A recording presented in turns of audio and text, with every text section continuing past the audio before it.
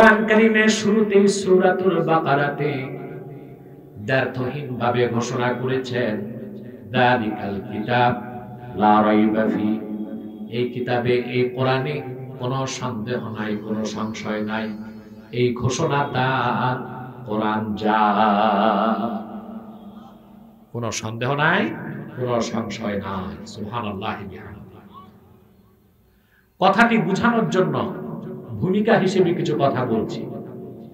আল্লাহর আখিরি নবী নূর নবীজি মুহাম্মদ মুস্তাফা সাল্লাল্লাহু আলাইহি ওয়াসাল্লাম ১৫০০ বছর আগে গোপনে ৩ বছর দিনের দাওয়াত দিয়েছেন। কয় বছর? প্রকাশ্যে না, গোপনে। ৩ বছরের দাওয়াতে কুরাইশদের মধ্যে সবচেয়ে বিচক্ষণ, ভাগ্য সুপ্রসন্ন, যাদের জন্য হেদায়েতের দরজা আল্লাহ খুলে রেখেছিলেন, একে একে মুসলমান হতে লাগলেন।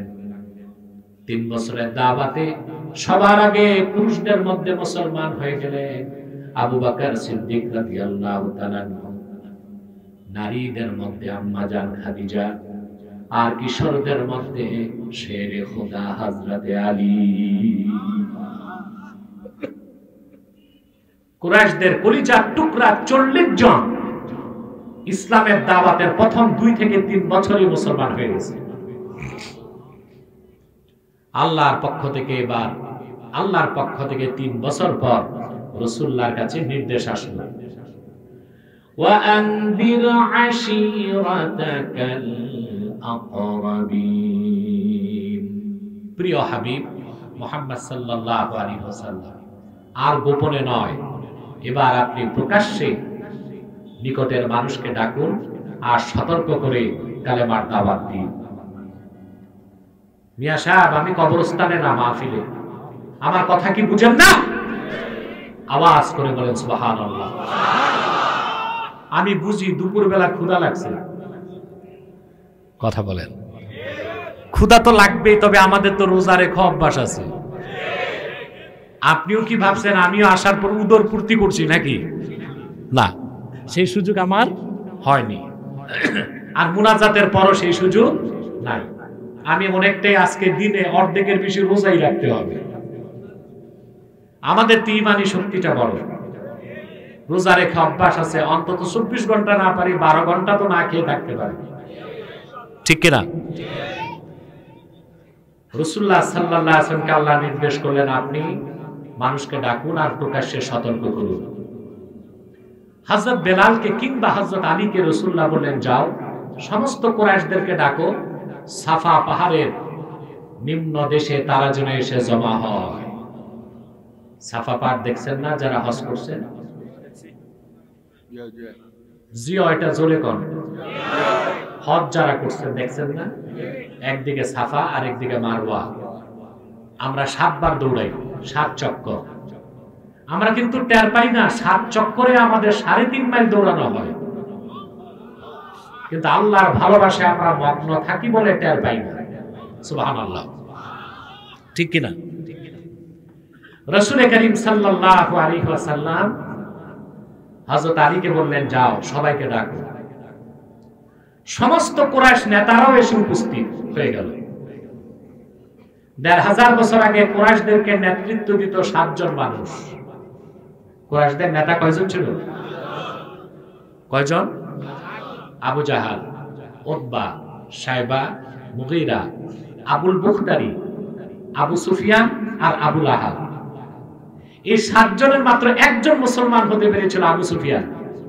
বাকি একটার কিসমতে ইসলাম নসিব হয় নাই। নেতা ছিল কয়জন? ৭ জন।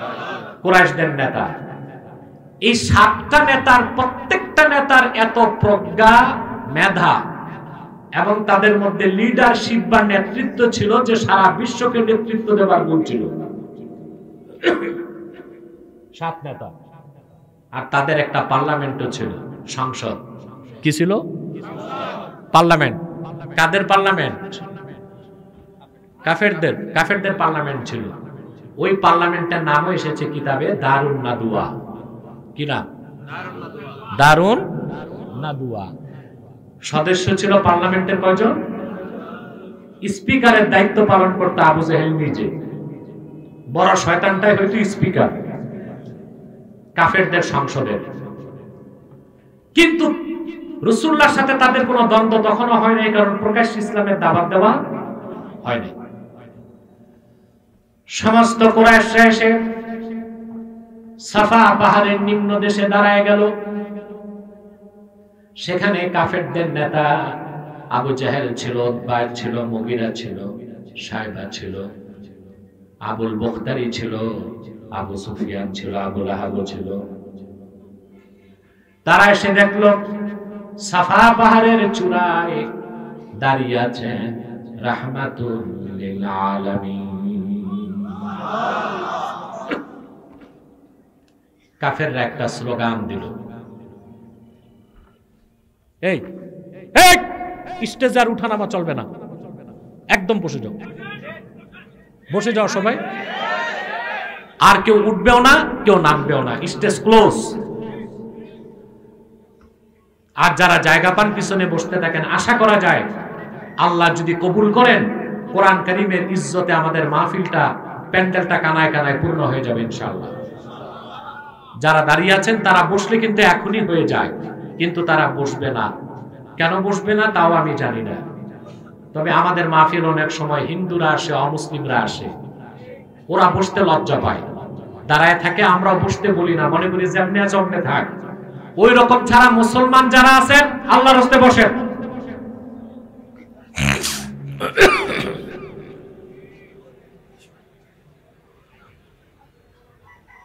এরপরও যদি না বসে, আমার কাছে আর বসানোর কোনো ভাষা।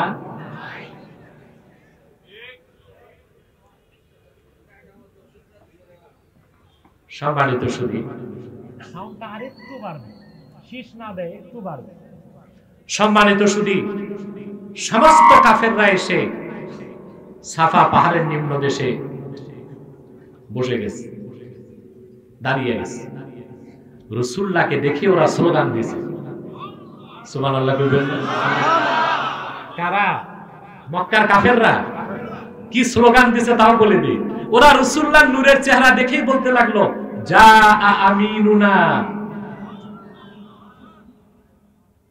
আমাদের মহা সত্যবাদী আমানতদার মুহাম্মদ সাল্লাল্লাহু আলাইহি ওয়াসাল্লাম এসেছে। সুবহানাল্লাহ। আল্লাহর হাবিব তাদেরকে লক্ষ্য করে বললেন, সমবেত কুরাইশরা শোনো, যদি আমি তোমাদেরকে বলি সাফা পাহাড়ের অপর পৃষ্ঠে সশস্ত্র সৈন্য বাহিনী দাঁড়িয়ে আছে, সুযোগ পেলেই তারা এপারে আসবে, তোমাদেরকে হত্যা করবে, আমার কথা বিশ্বাস করবে নাকি? সমবেত কুরাইশরা বলল, মুহাম্মদ সাল্লাল্লাহু আলাইহি ওয়াসাল্লাম সারা জিন্দেগিতে কোনদিন আপনাকে একটা মিথ্যা কথা বলতে শুনি নাই, যা বলবেন তাই বিশ্বাস করে নিব। আল্লাহ রাসূল তখন বললেন, ইয়া আইয়ুহান নাসু কুলু লা ইলাহা ইল্লাল্লাহু তুফলিহুন। হে সমবেত জনতা, আমার সব কথাই যদি বিশ্বাস করে থাকো, তাহলে আজকে এমন এক কথা বলছি যার চেয়ে সত্য কোনো কথা নাই। বলো তোমরা লা ইলাহা ইল্লাল্লাহ তুফলিহুন, তোমরা সফল হয়ে যাবে। সুবহানাল্লাহ। সেই মুহূর্তেই দ্বন্দ্ব শুরু হয়ে গেল। কাফেরদের 7 জন নেতা চিৎকার করে উঠল। কয় নেতা ছিল? এটারে তো আর 7 স্টার বলা যায় না, বলা যায় 7 ডেভিলস, 7 শয়তান। 7 নেতা, 7 শয়তান। একজন বাদ যাবে, তিনি আবু সুফিয়ান, কারণ তিনি ইসলাম গ্রহণ করে মুসলমান হয়েছিলেন, ঠিক কিনা? বাকি ছিল কয় শয়তান? 6 শয়তান। আবু লাহাব সহ সব নেতারা চিৎকার করে উঠল, মুহাম্মদ সাল্লাল্লাহু আলাইহি ওয়াসাল্লামের সব কথাই তো মানা যায়, এই একটা কথা মানবো না।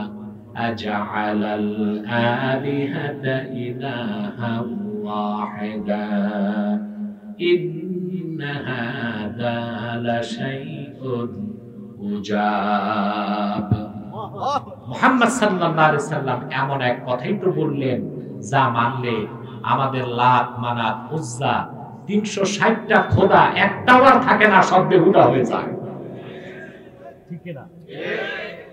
শুরু হলো দ্বন্দ্ব, তারা চতুর্দিক ছড়াই দিল, তোমরা কেউ মুহাম্মদ সাল্লাল্লাহু আলাইহি ওয়াসাল্লামের কথা শুনবা না, ওনার কাছে যাবা না। সিরাতের কিতাব সাক্ষ্য দেয় আমার ভাইয়েরা,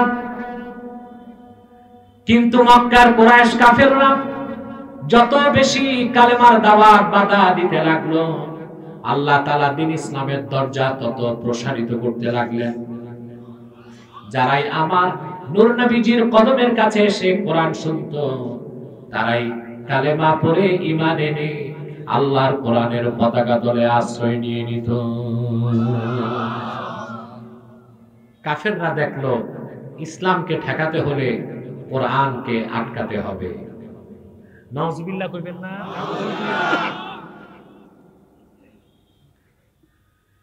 হাদিস শরীফের মধ্যে এসেছে ১৫০০ বছর আগে জাহিলি যুগেও মক্কার বাহির থেকে লোকজন হজ করতে আসতো, বুঝলেন? তো একবার হজের মৌসুমে আবু জাহেল চিন্তায় পড়ে গেছে যে ইসলামের দাওয়া শুধু মক্কায় চলতেছে, মক্কার আশেপাশে। বাইরের লোক হজ করতে আসলে যদি মুহাম্মদ সাল্লাল্লাহু আলাইহি ওয়াসাল্লামের কাছে যায় আর কালেমা গ্রহণ করে, তাহলে তো ইসলাম আরবের বাইরে চলে যাবে। সে তো ছিল নেতা, বুদ্ধি তো ছিল, জ্ঞান ছিল না, বুদ্ধি ছিল। কি ছিল? জ্ঞানী হওয়া এটা আল্লাহর রহমত লাগে, আর বুদ্ধিজীবী হইতে আল্লাহর রহমত লাগে না, বদমাশি লাগে। ঠিক কিনা? বুদ্ধিজীবীর সংজ্ঞা কি? যারা বুদ্ধিবৃত্তিক নেতৃত্ব দেয় জাতিকে। আমার দেশের বুদ্ধিজীবী যারা নেতৃত্ব দিচ্ছে বুদ্ধিবৃত্তিক, ওদের কাছে কোরআন নাই, হাদিস নাই, আছে শয়তান। সেজন্য জাতিকে তারা ভুল পথে নেতৃত্ব দেয়। ঠিক কিনা? বুদ্ধি থাকা কোনো ক্রেডিট নয়, কৃতিত্ব নয়।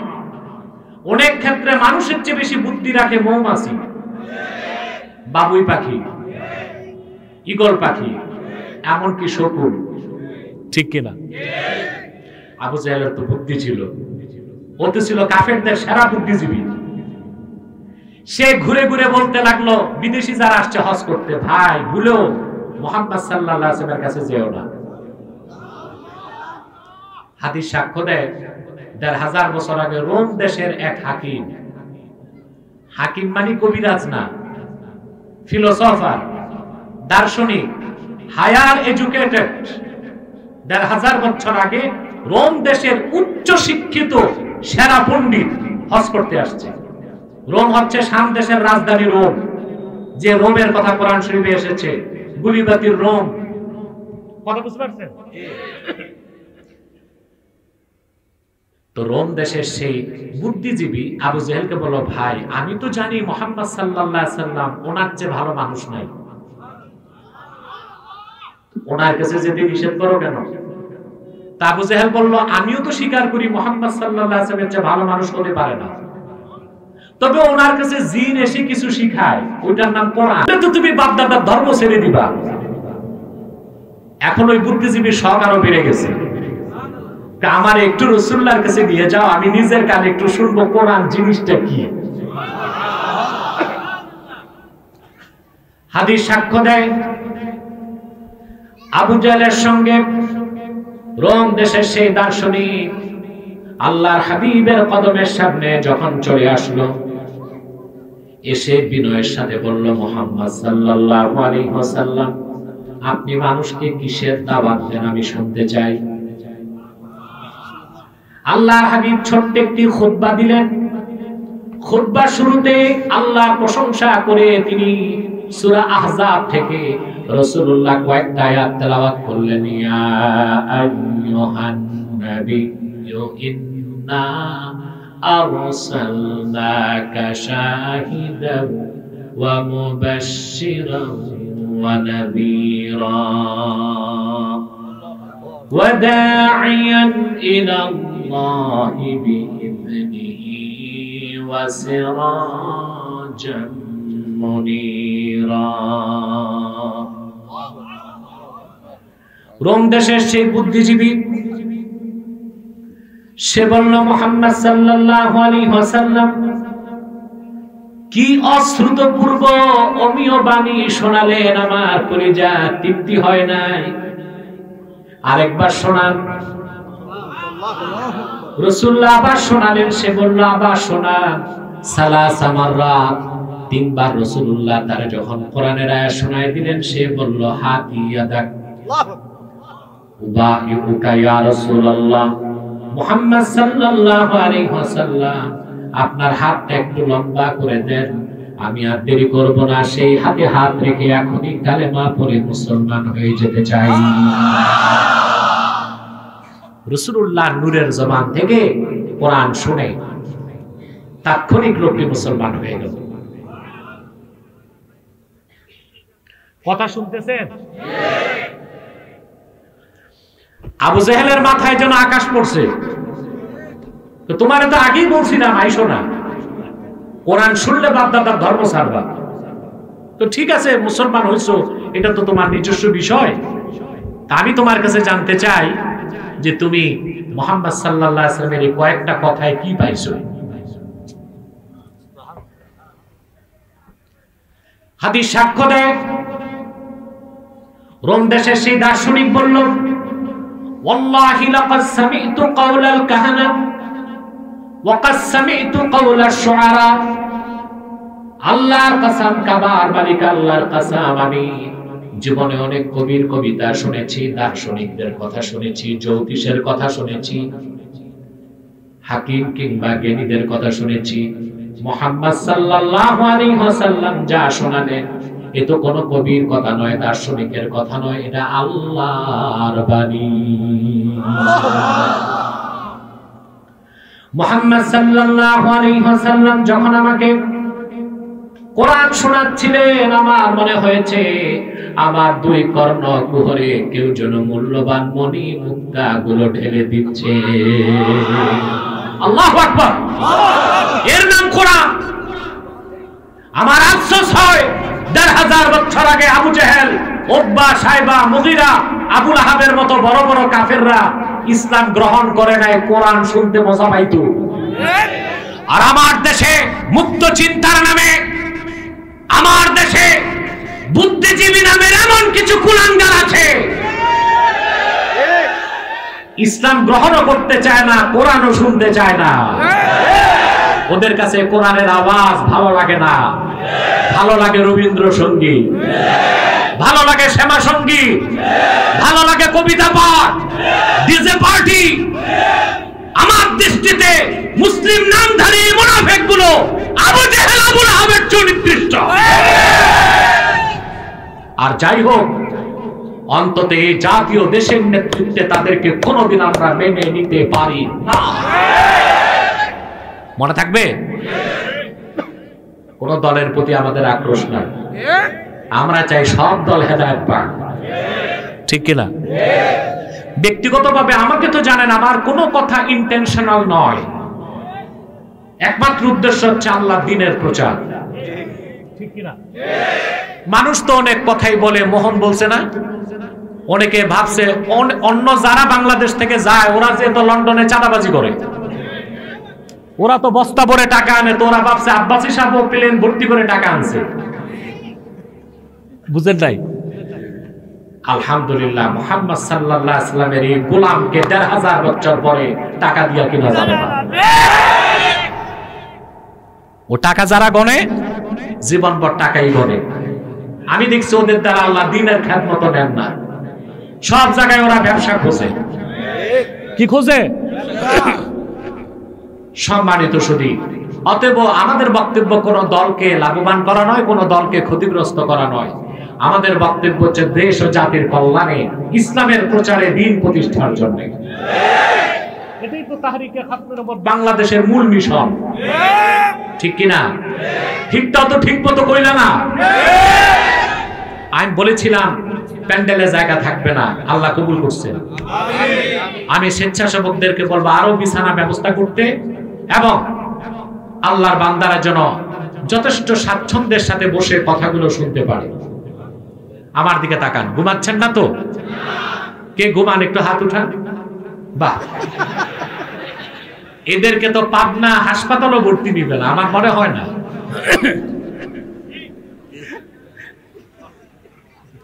সম্মানিত সুধী, তো যে কথা বলছিলাম, ১৫০০ বছর আগে রাসূলুল্লাহর কাছে যারাই কোরআন শুনতো তারাই মুসলমান হয়ে যেত। কাফেররা চিন্তা করে দেখলো কোরআনের আওয়াজ বন্ধ করতে হবে, তখন তারা পার্লামেন্টে বসলো। ওদের পার্লামেন্টের নাম কি? দারুন নাদওয়া। পার্লামেন্ট মেম্বার কয়জন ছিল? স্পিকার কে হতো? ওরা ওদের পার্লামেন্টে বসে সিদ্ধান্ত নিল এখন মানুষ যেন কোরআন না শুনে কোরআনের বিরুদ্ধে অপপ্রচার করতে হবে। তখন ওরা শুরু করলো অপপ্রচার। ওরা মানুষকে বলতে লাগলো তোমরা কোরআন শোনো না, কোরআন মুহাম্মদ সাল্লাল্লাহু আলাইহি ওয়াসাল্লাম নিজেই রচনা করেন। কখনো বলতে লাগলো কোরআন এসে ওনাকে জিন শিখায়।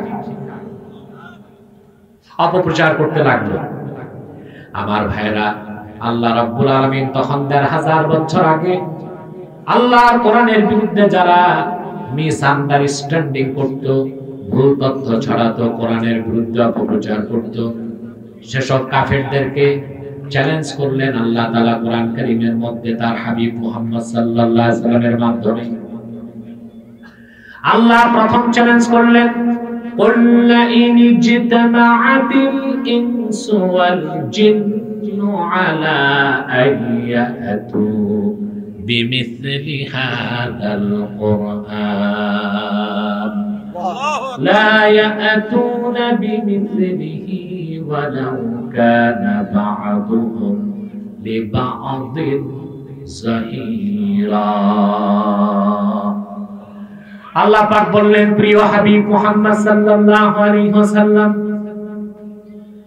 আপনি আমার পক্ষ থেকে ঘোষণা করুন, লা ইন ইজতামাআতিল ইনসু ওয়াল জিন, तमाम পৃথিবীর সব জিন আর সব মানুষ যদি ঐক্যবদ্ধ হয়ে যায়, ঐক্য জোট করে একটি এজেন্ডা বাস্তবায়ন করার জন্য।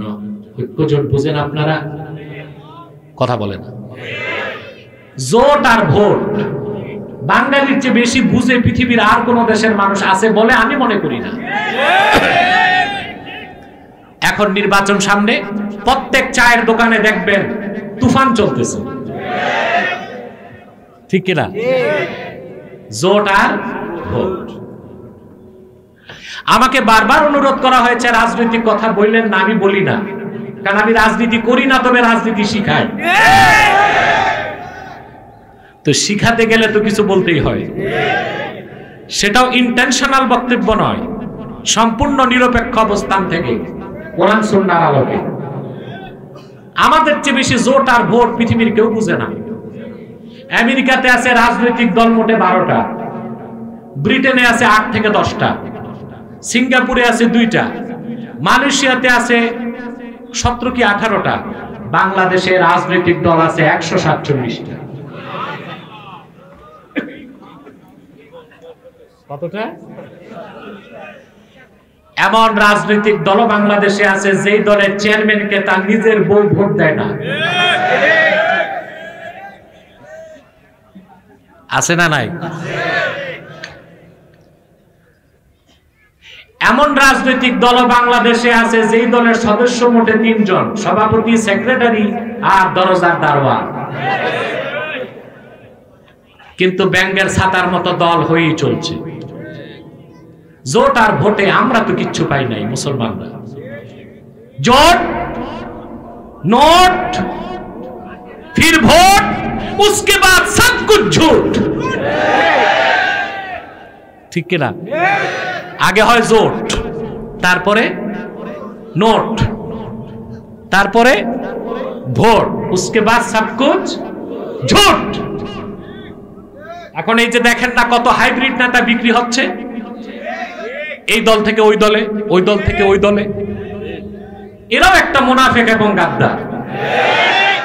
বেটা নিজের দলটা ঠিক রাখো, ক্ষমতায় যেতে এতটা আদর্শ বিচ্যুতি করা তো ভালো মানুষের কাজ না, প্রতারকের কাজ। এগুলো হচ্ছে নোট, এগুলো কি? এর জন্য বলছি আগে হয় জোর, उसके बाद নোট, फिर ভোট, उसके बाद सब कुछ झूठ, झूठ और झूठ। এই ধারাকে পরিবর্তন করার জন্য এগিয়ে আসতে হবে বাংলাদেশের ইসলামপন্থী জনতাকে, কোরআনপন্থী সুন্নাহপন্থী ইসলামী হুকুমতকে যারা বিশ্বাস করে তাদেরকে এগিয়ে আসতে হবে রাজনীতির এই অপসংস্কৃতির দেয়ালকে ভেঙে চুরমার করে দেওয়ার জন্য। ইনশাআল্লাহ আগামীতে সেই নেতৃত্ব দিবে তাহরিকে খাতমে নবুয়ত বাংলাদেশ। কবুল করেন।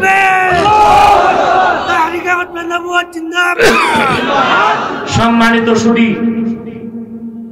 আল্লাহ বললেন পৃথিবীর সব কাফের মানুষ আর জিন যদি ঐক্যজোট করে একটি এজেন্ডা বাস্তবায়ন করতে, কয়টা? সেটা কি? আইয়াতু বিমিসলি হাদাল কোরআন। এই কোরআনের মতো একটা কিতাব তারা তৈরি করে দেখাবে। আল্লাহ পাক বললেন লা ইয়াতুনা বিমিসলিহি ওয়ালাউ কানা বা'দুহুম লিবা'দিন যাহিরা। কিয়ামত পর্যন্ত চেষ্টা করেও তারা জিন আর মানুষ কোরআন শরীফের মতো একটি কিতাব আনতে পারবে না। আল্লাহর চ্যালেঞ্জের মোকাবেলায় ১৫০০ বছর আগে কাফেররা পরাজিত হয়েছে কিনা বলেন? কথা বলে না। আজ পর্যন্ত পৃথিবীর সমস্ত কাফেররা পরাজিত হয়েছে। আজ পর্যন্ত পৃথিবীর কোন কাফের আল্লাহর চ্যালেঞ্জের মোকাবেলা করতে পারে নাই। পারছে? কিয়ামত তক পারবে? এরপরে আসলো আল্লাহর পক্ষ থেকে দ্বিতীয় চ্যালেঞ্জ। আমার দিকে তাকান, এই দিক তাকান। দ্বিতীয় চ্যালেঞ্জ আসলো।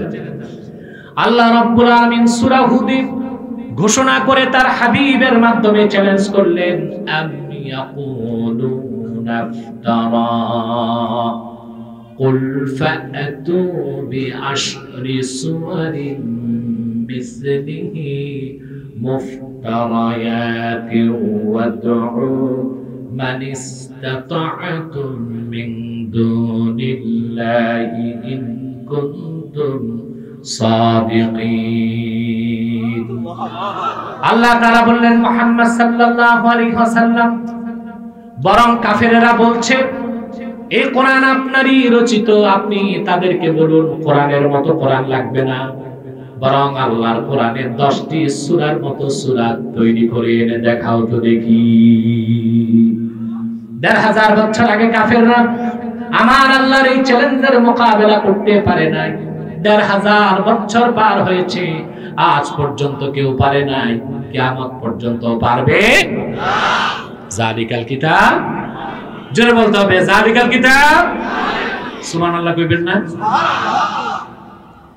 কিছুদিন পর আল্লাহর পক্ষ থেকে তৃতীয় চ্যালেঞ্জ আসলো। আল্লাহ ঘোষণা করলেন, ওয়া ইন কুনতুম ফি রাইবিম মিম্মা নাযালনা আলা আবদিনা ফাআতু বিসূরাতিন মিন মিসলিহি ওয়াদউ শুহাদাআকুম মিন দুনিল্লাহি ইন কুনতুম সাদিকিন।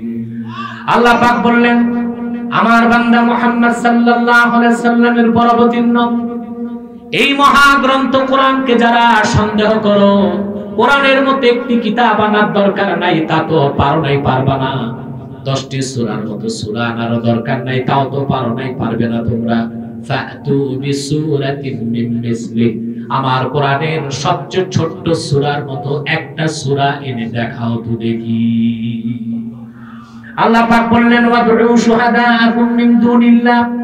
আরে একটি কাজ করার জন্য শুধু আরবে তোমরা যারা আছো তোমরাই না, তোমাদের যত বন্ধু বান্ধব আছে আরবের বাইরে, শাম দেশে, রোমে, দামেস্কে, সিরিয়াতে, ইয়ামানে, মিশরে, সুদানে, আফ্রিকায়, সবাই ডাকো, সবাই বসো। তারপর আমার কোরআনের সবচেয়ে ছোট্ট সূরা, সূরা কাউসারের মতো একটি ছোট্ট সূরা এনে দেখাও তো দেখি। কাফেররা ১৫০০ বছর আগে আল্লাহর এই দ্বিতীয় চ্যালেঞ্জের কাছে মস্তক নত করে দিল। আজ পর্যন্ত কারো পক্ষে এই চ্যালেঞ্জের মোকাবেলা করা সম্ভব হয় নাই, কিয়ামত পর্যন্ত সম্ভব হবে না। কারণ এই কিতাব ইন্নাহু মুনাজ্জালুম মিন ইনদিল্লাহ, সুবহানাল্লাহ। এই কোরআনে কোনো সন্দেহ নাই, এটা কার বাণী? কোরআনের সন্দেহ নাই, এই কথা তার, কোরআন যা। এই জন্য শুরুতেই আল্লাহ বললেন যালিকাল কিতাব লা রাইবা ফি, এই কিতাবে কোনো সন্দেহ নাই। আমার ভাইরা, যালিকাল কিতাব লা রাইবা ফি, এই কোরআনে কোনো সন্দেহ নাই, সংশয় নাই। চারটা দৃষ্টিকোণ থেকে কথাটা বুঝতে হবে। কয়টা দৃষ্টিকোণ? কয়টা? ইন্নাহু মুনাজ্জালুম মিন ইনদিল্লাহ ওয়া ইন্নাহু হুয়াল হাক্কু ফি নাফসিহি ওয়া ইন্নাহু সিফাতুম মিন সিফাতিল্লাহ ওয়া ইন্নাহু কালামুল্লাহিল কাদিম গায়রু মাখলুকিন ওয়ালা মুহদাস। আল্লাহু আকবার। তার প্রথম কথা ইন্নাহু মুনাজ্জালুম মিন ইনদিল্লাহ, এই কোরআন এসেছে আল্লাহর কাছ থেকে। সুবহানাল্লাহ।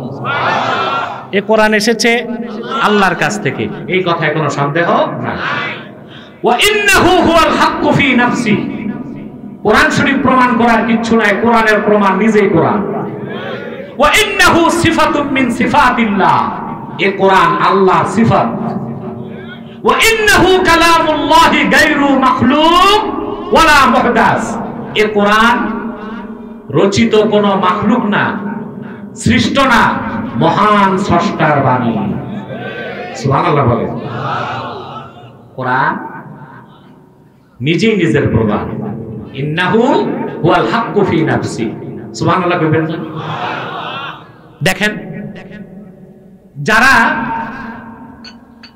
সত্যবাদী, ঈমানদার, তারা সবকিছু প্রমাণ করে কোরআন আর সুন্নাহ দিয়ে। তারা মনে করে মহাসত্যের সর্বোচ্চ মানদণ্ডের নাম কি? সর্বশক্তি দিয়ে আকাশ বাতাসকে প্রকম্পিত করে বলতে হবে মহাসত্যের সর্বোচ্চ মানদণ্ডের নাম কি? কিন্তু যারা অবিশ্বাসী, নাস্তিক, কাফের, মুশরিক, বেঈমান, ন্যাচারালিস্ট, ম্যাটারালিস্ট, লেফটিস্ট, অ্যাথিস্ট, বুঝলেন? কাফের, মুশরিক, নাস্তিক, বেঈমান, ওরা সবকিছু প্রমাণ করে ঠুনকো বিজ্ঞান দিয়া। এটা কি বুদ্ধিমানের কাজ না নির্বোধের কাজ? বিজ্ঞান দিয়া কোরআনকে প্রমাণ করা যাবে না, কোরআন দিয়ে বিজ্ঞান প্রমাণ করা যাবে। তার কারণ বিজ্ঞান হচ্ছে সসীম, কোরআন হচ্ছে অসীম। সুবহানাল্লাহ বলবেন না? বিজ্ঞান কি? সসীম, বুঝেন? লিমিটেড। আর কোরআন অসীম। অসীমের কাছ থেকে এসেছে, কোরআনটাও অসীম। আর বিজ্ঞান তৈরি করছে বিজ্ঞানী। বিজ্ঞানী মানে মানুষ। আগে বিজ্ঞান না আগে বিজ্ঞানী? আগে বিজ্ঞানী, তারপরে বিজ্ঞান। কথাটা যদি এইভাবে প্রশ্ন করি, আগে মুরগি না আগে ডিম? কথা বলে না। আরে জোরে কই, আগে মুরগি তারপরে, আগে বিজ্ঞানী তারপরে বিজ্ঞান। তো বিজ্ঞানী তো তার জ্ঞান বুদ্ধি আর কতটুকু, অতএব তার আবিষ্কৃত বিজ্ঞান কতই বড় হতে পারে। যত বড় বিজ্ঞানী হোক, বুদ্ধিজীবী হোক, দার্শনিক হোক, জ্ঞান অর্জন করার মাধ্যম মাত্র পাঁচটা। কয়টা? যাকে তাফসীরের ভাষায় বলা হয় হাওয়াসে খামসা, পঞ্চ ইন্দ্রিয়, চক্ষু, কর্ণ, জিহ্বা, নাসিকা, ত্বক। কয়টা হলো? মানুষের ইন্দ্রিয় কয়টা? না আপনাদের ষষ্ঠ ইন্দ্রিয় আছে? নাই তো। ইন্দ্রিয় কয়টা? এই পাঁচটা ইন্দ্রিয়ের বাইরে বিজ্ঞানী হোক, দার্শনিক হোক, কবি হোক, সাহিত্যিক হোক, বুদ্ধিজীবী হোক, নেতা হোক, নেত্রী হোক, যেই হোক, জ্ঞান অর্জনের ষষ্ঠ কোনো মাধ্যম নাই। এই যে পঞ্চ ইন্দ্রিয় মানুষকে দেয়া হয়েছে, তোমাদের যাদের অ্যালার্জি আছে ট্যাবলেট খাও। জাকির চুপচাপ বস। আলহামদুলিল্লাহ আমাদের প্রোগ্রামটা কানায় কানায় পূর্ণ হয়ে গেছে। অনেক ভাই দাঁড়িয়ে আছে, আর বসতে বলবো না, বসার জায়গা ওরা পায় কিনা জানি না, মাটি আছে, চেষ্টা করুন বসার। সম্মানিত সুধী, এই যে দিনের বেলা হাজার হাজার মানুষ আপনাদেরকে আসার জন্য মোহন কি বাসের ব্যবস্থা করছিল? দুপুরে লাঞ্চের ব্যবস্থা? খানি খানি খানি খানি দিছে? নগদ টাকা? এসব হচ্ছে আল্লাহর কোরআনের বরকতে আর আকর্ষণে। এই যদি হয় বাংলাদেশের মানুষের ঈমান, আকীদা ও বিশ্বাসের বহিঃপ্রকাশ, তাহলে নিরাশ হবার কিচ্ছু নাই। ব্যর্থহীন ভাষায় ঘোষণা দিচ্ছি, ইনশাআল্লাহ আগামীর বাংলাদেশ হবে ইসলামের বাংলাদেশ, আগামীর বাংলাদেশ হবে কোরআন সুন্নাহর বাংলাদেশ, আগামীর বাংলাদেশ হবে ইসলামিস্ট ইসলামপন্থীদের বাংলাদেশ। এই বিশ্বাস আছে ইনশাআল্লাহ। আমাদেরকে তাগুতি শক্তি কখনোই দমন করতে পারবে না। সাময়িক কিছু স্ট্রাগল আমাদেরকে অতিক্রম করতে হবে, ঠিক কিনা? সম্মানিত সুধী, যে কথা বলছিলাম, তো বিজ্ঞানী এর বাইরে জ্ঞান অর্জনের কোনো ব্যবস্থা তার নাই। কয়টা ইন্দ্রিয়? চক্ষু। চোখের পাওয়ারটা কি অসীম না সসীম? আনলিমিটেড না লিমিটেড? চিকিৎসা বিজ্ঞান বলে একজন মানুষ দিনের বেলা মাত্র 21 মাইল দূরে দেখতে পায়। কত? মাত্র। আর আপনারা যে পরিমাণ কার্বাইড এবং ফরমালিন খান, আমার মনে হয় না এখন 14 মাইলের বেশি দেখেন। অথচ একটি বিড়াল রাতের বেলা তার নাইট ভিশন, অন্ধকার রাতে সে মানুষের চেয়ে 6 গুণ বেশি দেখে। বিড়াল। তো বিজ্ঞানীর চোখের পাওয়ার বেশি না বিড়ালেরটা বেশি? একটা ঈগল পাখি, আল্লাহর কুদরত যে তার চোখে লেন্স বসানো আছে, সে কয়েকশো মাইল দূরে দেখে। প্লেনের পাইলট যেটা রাডারে দেখে, আর ঈগল পাখি বিদেশি অতিথি পাখি এখন আসতেছে বাংলাদেশে, ওরা বহু দূরে দেখতে পায় ঝড় তুফান আছে কিনা। একটি কবুতর 1.5 মাইল উপর থেকে মাঠে কোথায় দানা আছে তা দেখতে পায়। সুবহানাল্লাহ।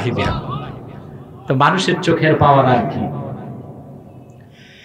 এখন মনে করুন আমেরিকার মহাকাশ গবেষণা সংস্থা, তার নাম হচ্ছে নাসা, ওখানে বসে মহাকাশ বিজ্ঞানী টেলিস্কোপের মাধ্যমে দেখে এই পৃথিবী থেকে 27 কোটি কিলোমিটার দূরে মঙ্গল গ্রহে তুফান হচ্ছে, তা দেখতে পায় দুনিয়ায় বসে। কত দূরে দেখে? 27 কোটি কিলোমিটার দূরে দেখতে পায়। পৃথিবী থেকে মঙ্গলের গড় দূরত্ব 27 কোটি কিলোমিটার।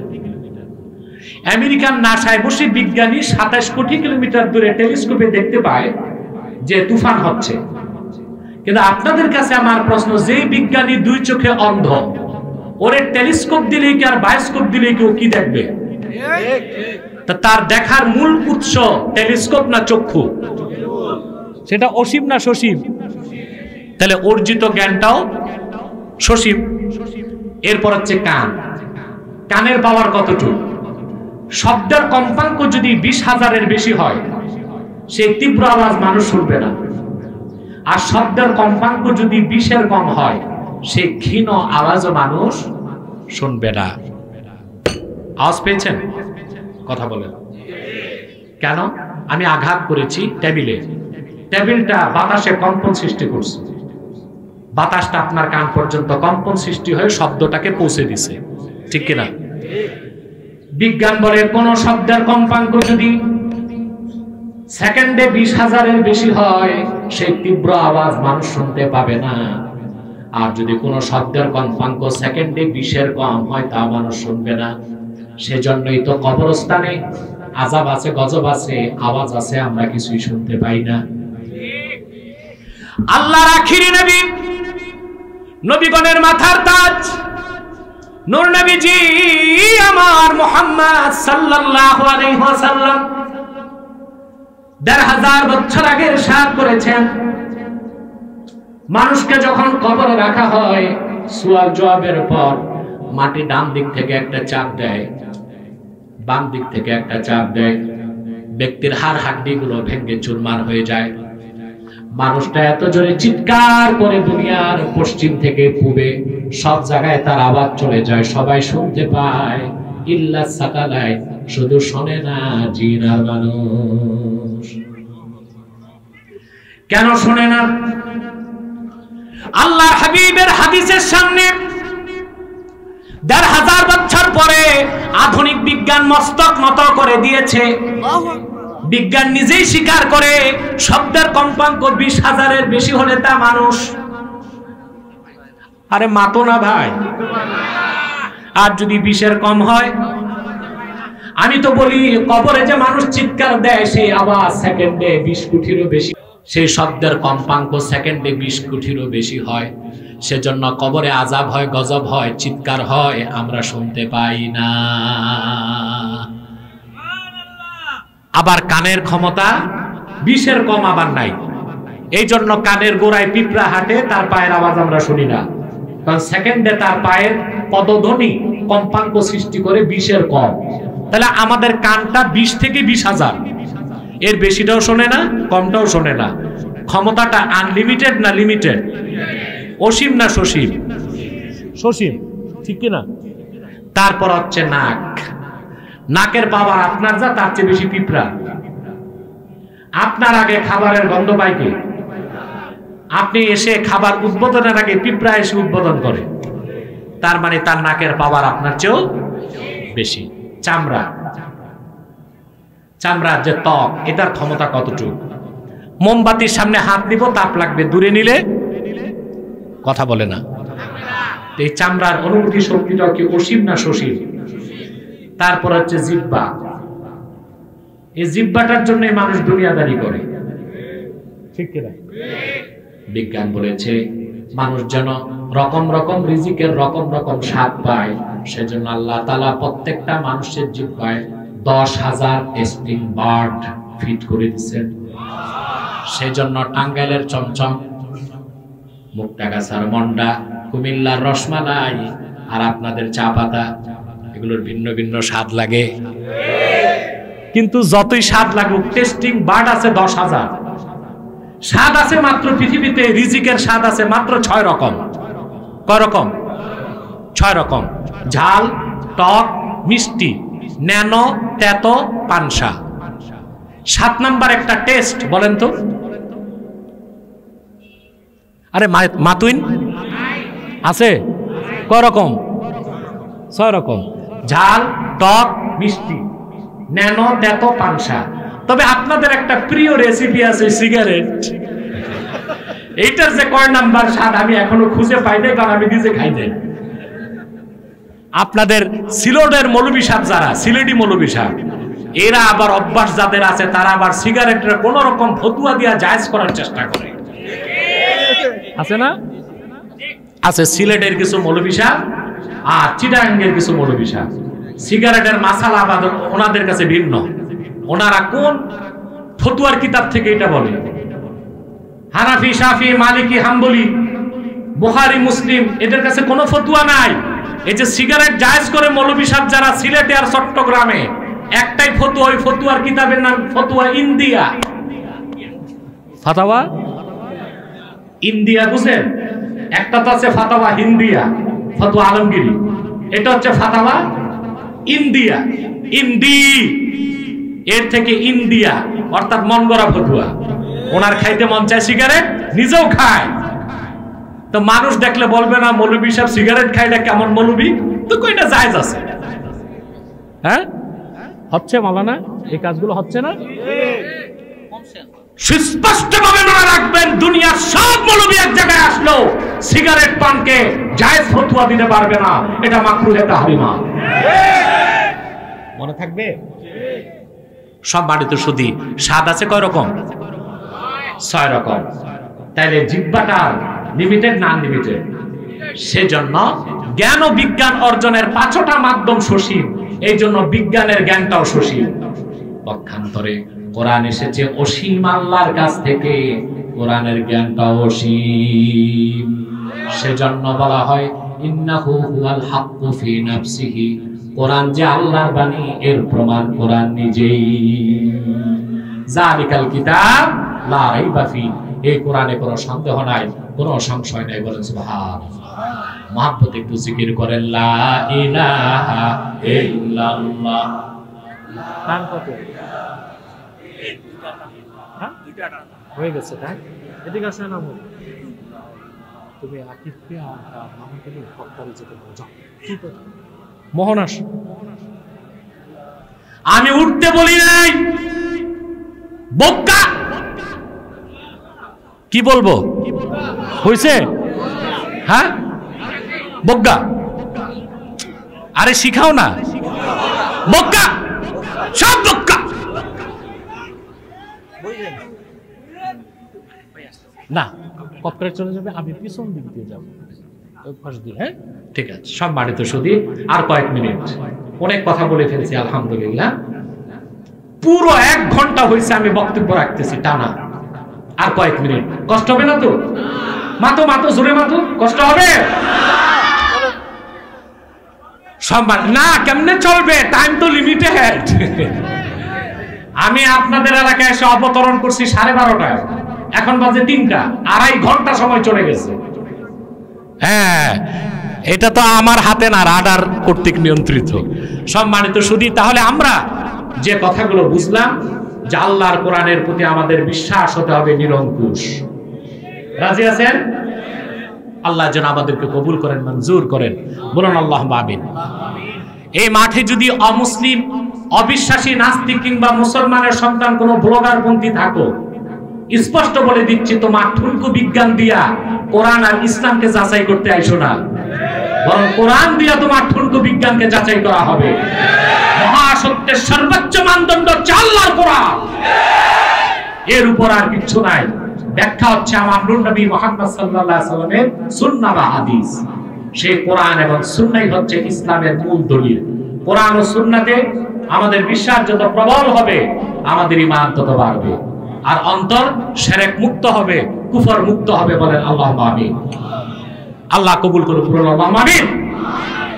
আসুন আমি বিদায় লগ্নে কিছু হুঁশিয়ারি উচ্চারণ করি, শেষ করে দিচ্ছি। প্রাণ খুলে 1 মিনিট জিকির করেন, যেন শয়তান দূরে যায়, অন্তর পবিত্র হয়। সুবহানাল্লাহ। এখানে আওয়ামী লীগ আছে, বিএনপি আছে, জাতীয় পার্টি আছে, জামাত আছে, আলিয়া আছে, কওমি আছে, সাদা টুপি, কালো টুপি, লম্বা টুপি, গোল টুপি সব আছে। আমার স্লোগানটা মনে রাখবেন, তাহরিকে খাতমে নবুয়তের, মাসলাক যার যার, দ্বীন ইসলাম সবার। সর্বশক্তি দিয়ে বলতে হবে, মাসলাক যার যার, মাসলাক যার যার, মাসলাক যার যার, সবার। ইসলামের সুমহান স্বার্থে, আমাদের মৌলিক অধিকারগুলো আদায়ে, আর বাংলাদেশের স্বাধীনতা সার্বভৌমত্ব রক্ষায় সকল দল মতের মুসলমান আমরা ঐক্যবদ্ধ হয়ে যাব। রাজি আছেন? এই ক্ষেত্রে কে কোন দল, কে কোন মত, তা আমরা দেখব না। পিছে বসে আমরা দেখব না। আমাদের এই 3টি স্বার্থের বিরুদ্ধে কাজ করতেছে বাংলাদেশে 3টি অমুসলিম সম্প্রদায়। কয়টি? তার মধ্যে সবচেয়ে জঘন্য হচ্ছে কুখ্যাত কাদিয়ানী সম্প্রদায়। নিঃসন্দেহে তারা কাফের এবং অমুসলিম। তাদেরকে যারা কাফের বলবে না, তারাও কাফের। কিন্তু তারা মানুষকে ধোঁকা দিয়ে কাফের বানাতে মুসলমানদের মতো দাড়ি রাখে, টুপি লাগায়, মুসলমানদের মতো নাম রাখে। তাই বলি কি তারা মুসলমান হতে পারবে? দাড়ি রাখলেই কেউ যদি মুসলমান হতে পারত, তো রবীন্দ্রনাথ ঠাকুরের চেয়ে বড় মুসলমান কে হইতো? সে কে মুসলিম ছিল না অমুসলিম? টুপি লাগালে মুসলমান হওয়া যায়? ভারতের পার্লামেন্টে, কংগ্রেসে দেখবেন যারা কংগ্রেস করে, কংগ্রেস কি করে? ওদের মাথায় লম্বা টুপি।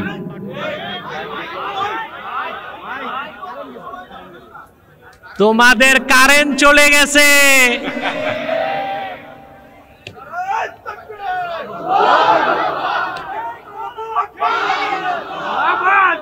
জেনারেটর আছে?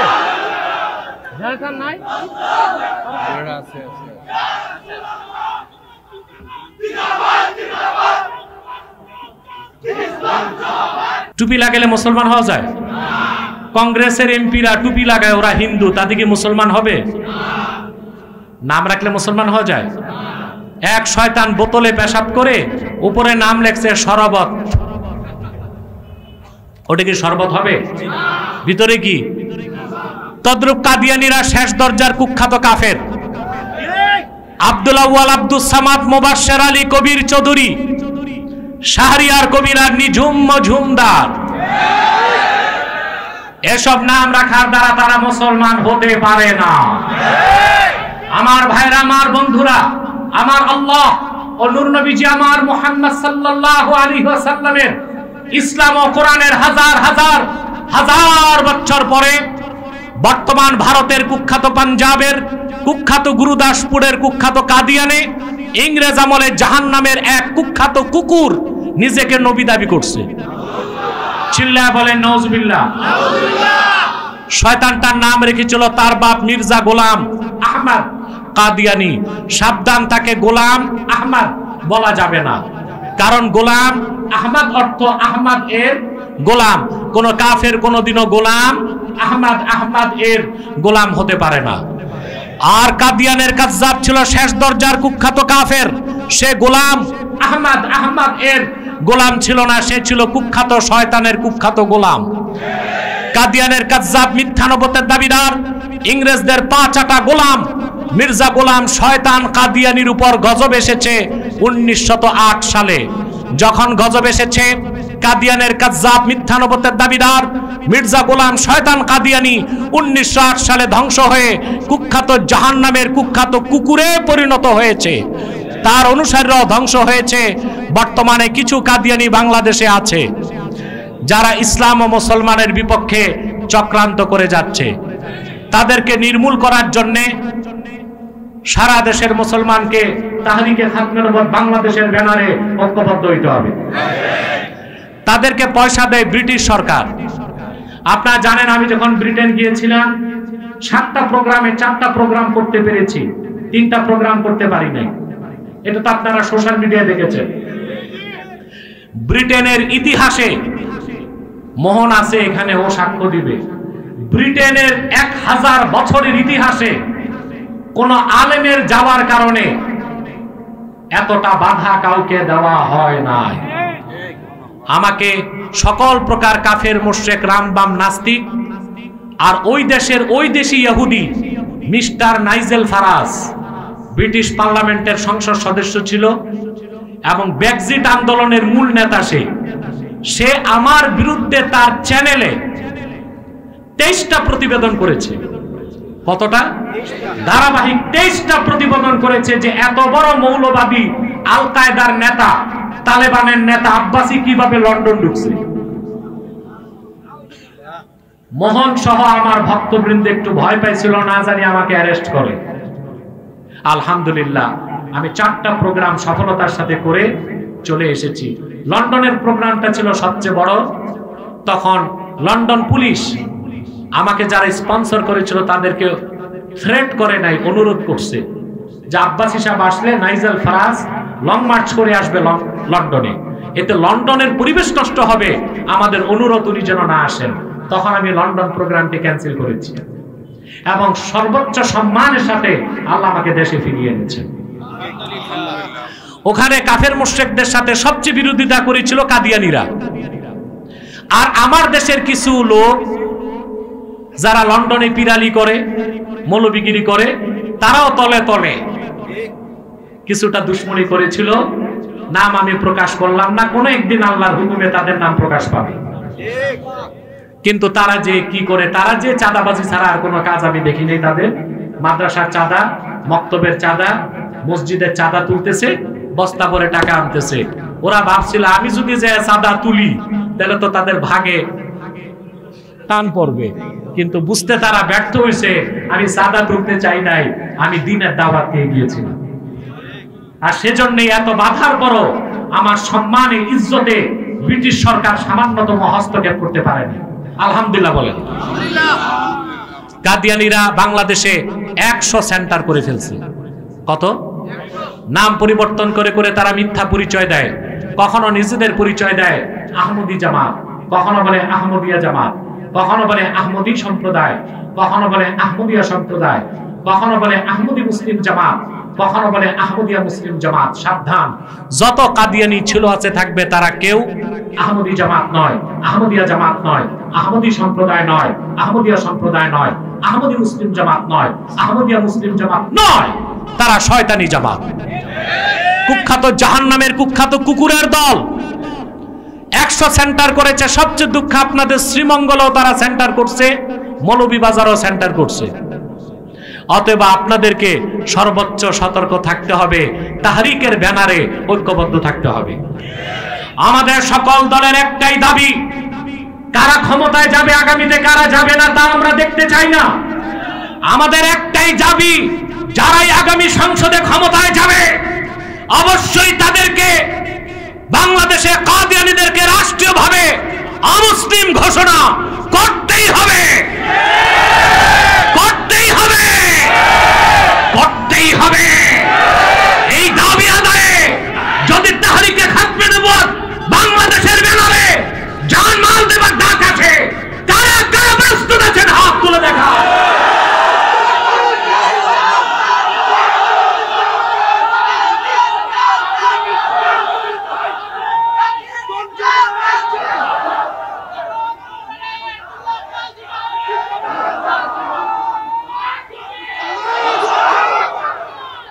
সম্মানিত সুধী, তাদেরকে অর্থনৈতিক সহযোগিতা করবেন না, করেন জি।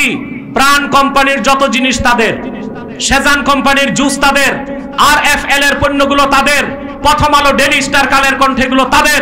এগুলো ধরবেন না, কিনবেন না, বেচবেন না, নৈতিক দায়িত্ব হিসেবে মনে থাকবে। আরেকটি অমুসলিম সম্প্রদায় ইসলাম, মুসলমান ও বাংলাদেশের স্বাধীনতার বিরুদ্ধে কাজ করছে।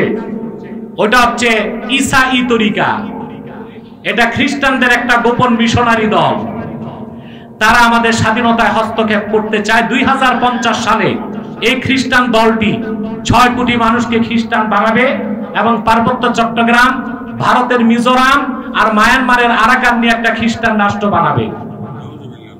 আমার বড় দুঃখ হয়, আগামীকাল 16 ডিসেম্বর আর গতকাল গেছে বুদ্ধিজীবী দিবস। বাংলাদেশে একদল বুদ্ধিজীবী যেন স্বাধীনতার ইজারা পাইছে। দাড়ি টুপি আর আলেম ওলামাদেরকে শুধুই দেশ বিরোধী আর স্বাধীনতা বিরোধী বলে তারা গালিগালাজ করে, কিন্তু কুখ্যাত খ্রিস্টানরা বাংলাদেশের স্বাধীনতায় সরাসরি হস্তক্ষেপ করছে। সেই খ্রিস্টানদের বিরুদ্ধে কথিত বুদ্ধিজীবীদের বক্তব্য নাই, কারণ চোরে চোরে খালাতো ভাই, ঠিক কিনা? আমাদের ইসলামপন্থীদের ঐক্যবদ্ধ হতে হবে, খ্রিস্টান মিশনারির কার্যক্রম বাংলাদেশে নিষিদ্ধ করতে হবে। 3 নাম্বার, আরেকটি অমুসলিম সম্প্রদায় ইসরায়েলের মদতপুষ্ট হয়ে বাংলাদেশের যুবকদেরকে ডেসপারেট করছে। এর নাম হিজবুত তাওহীদ। এটা হিজবুত তাওহীদ না, হিজবুত শয়তান। তাদের বিরুদ্ধে তাহরিকে খাতমে নবুয়ত কাজ করে। আপনারা আমাদেরকে সহযোগিতা করবেন, পারবেন ইনশাআল্লাহ। আমার স্নেহধন্য মোহন আমাদের সংগঠনের পুরনো কর্মী মৌলভীবাজারের, আলহামদুলিল্লাহ। আমি তাকে যুক্তরাজ্য শাখার দায়িত্ব দিয়েছি। মোহন কোথায় আছে? আপনারা প্রাণ খুলে তার জন্য দোয়া করবেন, মোহনের জন্য। যুক্তরাজ্য শাখায় সে যেন সফলভাবে কাজ করতে পারে। তাহরিকে খাতমে নবুয়ত বাংলাদেশের যুক্তরাজ্য শাখায় সে যেন কাজ করতে পারে। বাংলাদেশেও সে কাজ করে, আমাদের সংগঠনের মানবতার পক্ষে সে কাজ করে। ইনসানিয়াত ট্রাস্ট, এটা হচ্ছে একান্তই মানবতার পক্ষে। অ্যাম্বুলেন্সের মাধ্যমে সহজে তারা রোগীদেরকে ঢাকায় পৌঁছে দেয় এবং তারা আইসিইউ অ্যাম্বুলেন্স করেছে, আলহামদুলিল্লাহ বলেন। আমি মোহনকে বলে যাব, তাহরিকে খাতমে নবুয়ত বাংলাদেশের আমির হিসেবে, আমার কর্মী হিসেবে তার কাছে আমার নির্দেশ, মানবতার পক্ষে ইনসানিয়াত ট্রাস্টকে আরো কাজ বাড়াতে হবে। অন্তত বছরে 50টি পরিবার, গরিব পরিবারকে বিবাহের ব্যবস্থা করে দিতে হবে। এই কর্মসূচি হাতে নিতে হবে এবং মাসে একবার ফ্রি ক্যাম্পিং, মেডিকেল ক্যাম্পিং করতে হবে। হয় এটা না, এটা আরো বাড়াতে হবে, যেন আলহামদুলিল্লাহ জনগণ যেন চিকিৎসা সেবা পায়। আমি প্রাণ খুলে দোয়া করব মোহনের মায়ের জন্য। খুবই মা ভক্ত সন্তান সে। আরো যাদের মা নাই, বাবা নাই, সবার জন্য দোয়া করব। মোহনের বাবা এখানে আছে আলহামদুলিল্লাহ। আলেম ওলামাকে খুব শ্রদ্ধা করে, ভালোবাসে, মহব্বত করে। বাংলাদেশে খুব কম বক্তা আছে, স্কলার বক্তা যারা মৌলভীবাজার আসছে অথচ মোহনের আব্বার সাথে সম্পর্ক নাই, এরকম আলেম খুব কম আছে। আমি দোয়া করি তার জন্য, আল্লাহ তাকে ন্যায় ও সতের উপর থেকে, তার যে একটা সমিতি আছে, বাস মালিক সমিতি, সভাপতির দায়িত্ব যেন মৃত্যুর আগ পর্যন্ত পালন করে যেতে পারে। হ্যাঁ, আলহামদুলিল্লাহ। আমার 3টি কিতাব স্টেজে এসেছে। নির্বাচিত তাফসীর প্রথম খণ্ড, এখানে সূরা ফাতিহা এবং শুধু সূরা ফাতিহার ব্যাখ্যা প্রথম খণ্ডে। নির্বাচিত তাফসীর দ্বিতীয় খণ্ড, এখানে আছে 2টা সূরার তাফসীর, সূরা ইখলাস, সূরা ইনশিরাহ। আর বুখারী শরীফের যে প্রথম হাদিস ইন্নামাল আ'মালু বিন্নিয়াত, এই একটি হাদিসের উপর একটি কিতাব, একটা হাদিসের ব্যাপক ব্যাখ্যা। আপনারা যারা পারেন কিতাব 3টি স্টেজ থেকে মুনাজাতের পর নিয়ে যাবেন। 11 বার ইস্তেগফার করুন। এখানে মৌলভীবাজার জেলা কমিটির বদরুল আছে, আরো অনেকে আছে আলহামদুলিল্লাহ। আমি অনেককে দেখতে পাচ্ছি, অনেককে দেখতেও পাচ্ছি না, মনে হয় শুক্রবার বিয়ে শাদীর দাওয়াতে তারা ব্যস্ত আছে। আমার ছাত্র নেজামুদ্দিন সিদ্দিকী, বিশেষ করে তাহরিকে খাতুনবাদ বাংলাদেশের প্রচার সম্পাদক এনামুল হক আজাদী বক্তব্য রেখেছে। তাদের সবার জন্য আমি প্রাণ খুলে দোয়া চাই। আল্লাহ তাদের সকলকে কবুল করুক, মঞ্জুর করুক, বলুন আল্লাহুম্মা আমিন।